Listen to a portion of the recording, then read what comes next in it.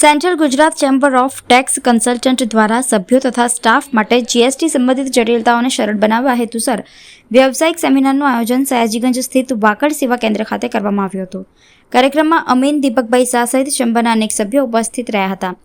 આ સેમિનારમાં ખાસ કરીને GSTR 9 annual return, GSTR 9C રિકન્સિલિયેશનની સ્ટેટમેન્ટ તેમજ જીએસટી વિભાગ તરફથી મળતી નોટિસોનું યોગ્ય વ્યવસ્થાપન તેવા મુદ્દાઓ પર વિસ્તૃત માર્ગદર્શન આપવામાં આવ્યું હતું.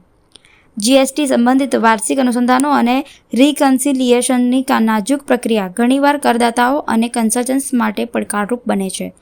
તેને ધ્યાનમાં રાખીને સેમિનારનો ઉદ્દેશ્ય પ્રેક્ટિકલ માર્ગદર્શન પૂરું પાડવાનો હતો. જીએસટી ક્ષેત્રના અનુભવી નિષ્ણાત સીએ ધ્રુવના પારીખે પોતાના વ્યાપક અનુભવના આધારે ભાગ લેનારાઓને મહત્વપૂર્ણ બાબતો સમજાવી હતી.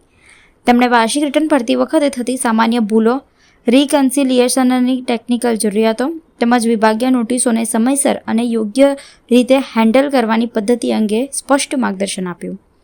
ચેમ્બર દ્વારા જણાવાયું કે આવા સેમિનારોના માધ્યમથી ટેક્સ પ્રોફેશનલ્સને સમયસર અપડેટ રહેવામાં અને વ્યવહારિક સમસ્યાઓનું સુચારુ નિવારણ કરવામાં મદદ મળે છે. આજે central Gujarat chamber of tax consultant દ્વારા વાકડ સેવા કેન્દ્ર ખાતે જીએસટીઆર 9 કે જે વાર્ષિક પત્રક છે જીએસટી તેમજ 9C કે જે સીએ અને સીએમએ દ્વારા પ્રમાણિત કરેલું સર્ટિફિકેટ છે તે રિટર્ન બાબતમાં એક ડિટેલ સેમિનારનું આયોજન કરવામાં આવ્યું છે.